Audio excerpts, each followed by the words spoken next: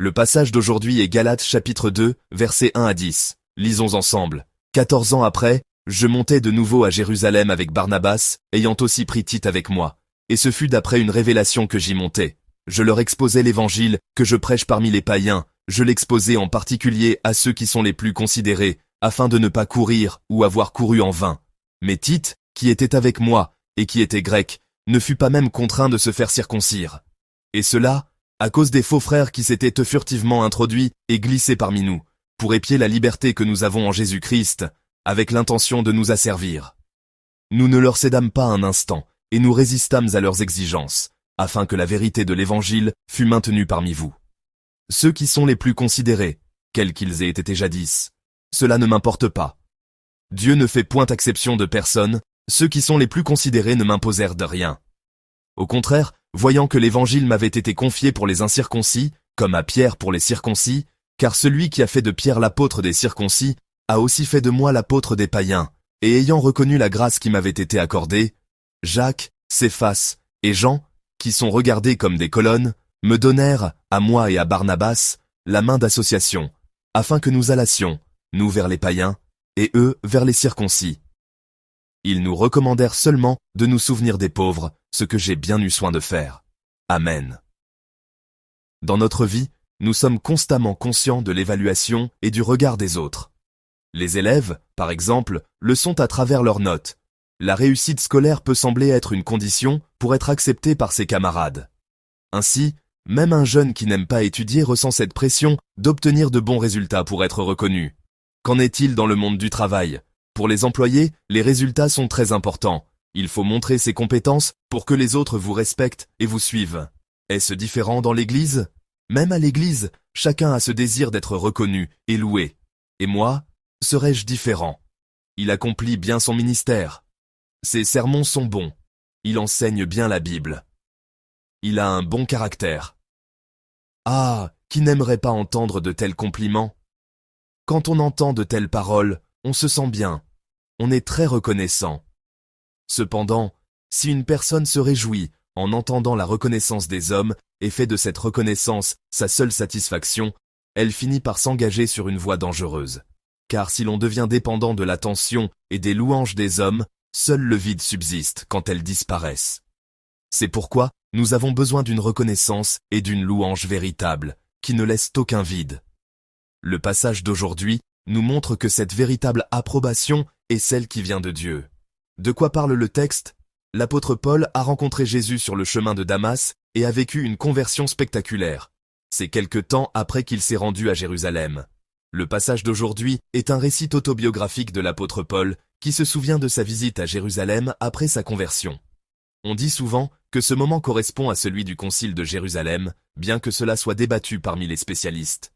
Cependant, ce qui est important, c'est que l'apôtre Paul, après sa conversion, a rencontré à Jérusalem les responsables de l'Église, ceux qui avaient cru avant lui. Dans ce contexte, le verset 2 nous dit que l'apôtre Paul est monté à Jérusalem. Et ce fut d'après une révélation que j'y montais. Qu'est-ce qu'une révélation ? N'est-ce pas une instruction spirituelle que Dieu dévoile et communique ? Cela signifie que l'apôtre Paul n'est pas allé à Jérusalem sur l'ordre ou la contrainte des hommes. Il n'y est pas allé pour obtenir la reconnaissance de qui que ce soit, mais il a obéi à une révélation, une instruction spirituelle venant de Dieu. Et à Jérusalem, l'apôtre Paul rencontre les dirigeants de l'Église, Pierre, Jacques et Jean. Devant eux, il a présenté l'évangile qu'il prêchait aux païens. À première vue, on pourrait penser que Paul cherchait à faire valider son ministère par eux. Cependant, il ne les a pas rencontrés simplement pour obtenir la légitimité de l'évangile qu'il prêchait. Il y avait une raison plus importante, l'unité de l'Église. Au verset 2, l'apôtre Paul fait cette confession, afin de ne pas courir ou avoir couru en vain. Il exprime ainsi le désir que son zèle pour la prédication de l'Évangile ne soit pas inutile. L'apôtre Paul espère que son travail de prédication ne sera pas vain dans le plan d'ensemble de l'Évangile et de l'Église. Ce n'est pas la frustration de ne pas voir son zèle personnel reconnu qui le motive, mais le désir ardent que son œuvre s'intègre harmonieusement dans le grand plan de Dieu. En d'autres termes, il montre une attitude visant à s'unir en s'alignant sur la vérité de l'Évangile. L'apôtre Paul ne soumet pas sa position aux normes, aux désirs ou à l'orgueil des hommes. Il ne fonde pas son ministère sur la reconnaissance des autres ou sur sa propre fierté.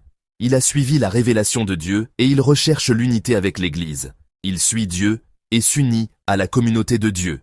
Quelle peut en être la raison? Un désir saint pour l'approbation de Dieu et non celle des hommes. Le verset 3 nous dit que Paul avait emmené avec lui Tite, qui était grec. Certains ont essayé de forcer Tite à se faire circoncire. Parce qu'il était un païen, ils ont exigé qu'il passe par le rite de la circoncision pour entrer dans la communauté de l'Église. Mais qu'a fait l'apôtre Paul?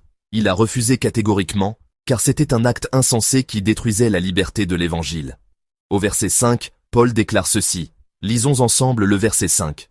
Nous ne leur cédâmes pas un instant, et nous résistâmes à leurs exigences, afin que la vérité de l'Évangile fût maintenue parmi vous. Amen. L'important, ce ne sont pas les diverses réglementations, mais le principe de l'Évangile qui nous libère. L'expression clé ici est « la vérité de l'Évangile ». L'Évangile est la vérité que Jésus-Christ seul suffit. Aucune condition, aucun acte humain ne peut y être ajouté. L'apôtre Paul, entièrement dévoué à Dieu, n'a rien ajouté d'humain à la volonté de Dieu. Telle est l'attitude d'une vie vécue selon l'Évangile. Quel était le problème de l'église de Galatie? C'était à cause d'un autre évangile. L'autre évangile mentionné ici n'est pas une religion entièrement nouvelle, mais une déformation du véritable évangile. L'apôtre Paul corrige avec force la pensée de ceux qui, bien que zélés, s'étaient gravement écartés de l'essence de l'évangile. Il s'indigne et s'élève contre le comportement insensé des Galates, qui piégeaient dans les exigences de la loi, dénaturèrent l'évangile, en y ajoutant que notre zèle et nos efforts sont nécessaires au salut. Mes amis, le salut et la grâce de Dieu ne s'obtiennent par aucun de nos efforts. Ce n'est absolument pas quelque chose que nous avons reçu en récompense de nos bonnes actions, de nos mérites ou du respect de certaines conditions. Pourtant, dans notre vie de foi, nous essayons constamment d'ajouter quelque chose. Comme si la grâce de Jésus ne suffisait pas, nous cherchons à y ajouter nos propres efforts, nos propres mérites. Si nous désirons plus de grâce, nous devrions désirer plus de Dieu lui-même. Mais souvent, nous cherchons plutôt à ajouter nos propres efforts, notre propre justice, espérant ainsi gagner la reconnaissance des hommes. Bien sûr, nos efforts sincères ne sont pas vains, nous sommes constamment confrontés au péché en nous et à notre nature pécheresse. L'apôtre Paul décrit ce combat intérieur dans Romains 7.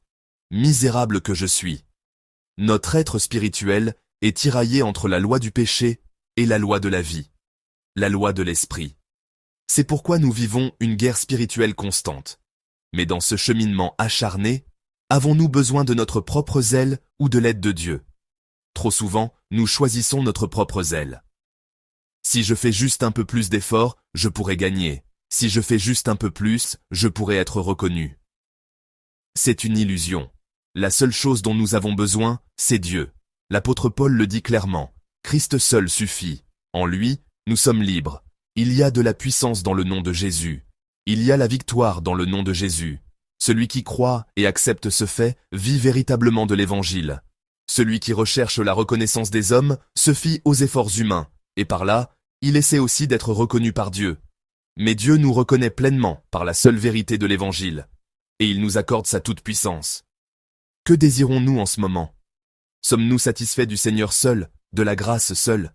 Nous devons désirer uniquement l'approbation de Dieu, pas celle des hommes. C'est l'attitude de la grâce, l'attitude d'une foi humble. Continuons notre lecture. À partir du verset 6, Paul dit que les apôtres de Jérusalem ne lui ont rien ajouté.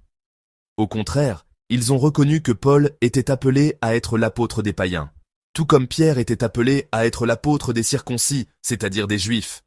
La circoncision était un signe d'alliance extrêmement important pour les Juifs, le signe de l'alliance que Dieu a donnée directement à Abraham, le père de la foi, et la circoncision.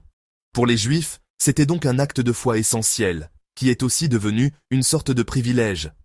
Face à ces deux rôles, l'apôtre des circoncis et l'apôtre des païens, n'y aurait-il pas une tendance à valoriser davantage le premier, celui qui s'adressait au peuple de l'Alliance? Un déséquilibre pourrait survenir au sein de l'Église, de la communauté du peuple de Dieu. Quand on regarde l'Église d'aujourd'hui, il est regrettable de voir que certains sont saisis par cet esprit de privilège. Je suis dans l'Église depuis longtemps. J'ai servi pendant des années. J'ai une responsabilité. J'ai beaucoup donné. J'ai des relations profondes avec telle personne. De la même manière que certains juifs se sentaient en supérieurs parce qu'ils étaient circoncis et avaient reçu la loi en premier, certains membres d'église aujourd'hui peuvent se croire plus importants que d'autres pour diverses raisons, affichant une forme d'élitisme spirituel.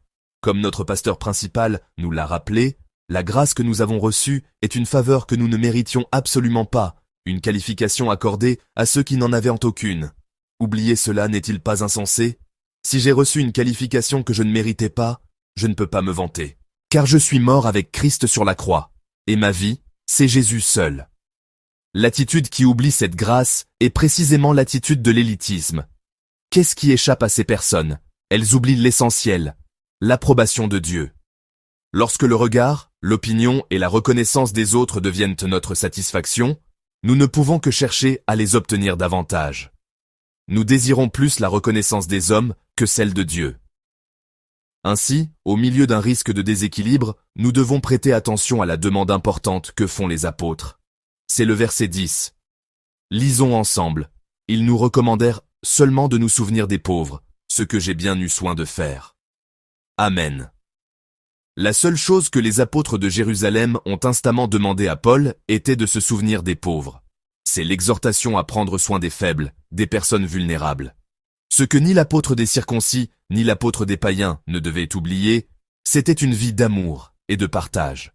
Lors du dernier repas avec ses disciples, Jésus leur a donné un commandement nouveau, un commandement qui perfectionne tous les autres.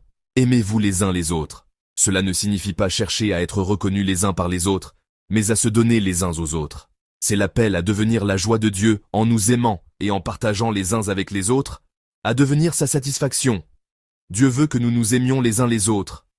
Que les humains, créés à l'image du Dieu qui est amour, s'aiment les uns les autres, c'est vivre selon le dessein créateur de Dieu.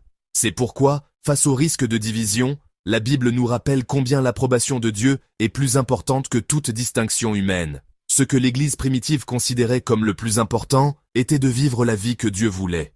Une vie d'amour mutuel, une vie où l'on s'efforce de donner et non de recevoir. Pourquoi? Parce que Dieu en est satisfait, parce que Dieu s'en réjouit, parce que Dieu l'approuve. Chers amis, à travers ce passage, nous comprenons clairement une chose. La recherche de la reconnaissance des hommes nous détourne souvent de la volonté de Dieu.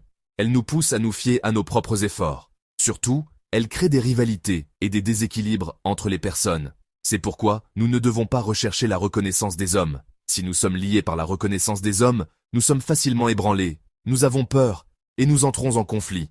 Mais une personne enracinée dans l'approbation de Dieu peut s'attacher hardiment à l'Évangile et être libre. L'apôtre Paul ne se souciait pas du regard des hommes. Il s'est attaché à l'approbation de Dieu. Il a suivi la révélation. Ainsi, il a pu préserver l'unité de l'Église et prêcher l'Évangile sans compromis. C'est le modèle de vie que nous devons suivre aujourd'hui. La parole de ce jour nous met au défi de nous satisfaire de la seule approbation de Dieu. Même sans les louanges du monde, sans les louanges des hommes, rappelons-nous qu'en Christ, nous sommes déjà les enfants bien-aimés de Dieu.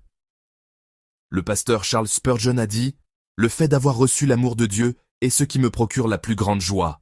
La louange des hommes est passagère, mais l'amour de Dieu est éternel. » Chers amis, la grâce de Jésus-Christ est suffisante. Je vous bénis au nom du Seigneur pour que vous et moi vivions en jouissant de cette grâce, dans l'approbation de Dieu et non dans celle des hommes.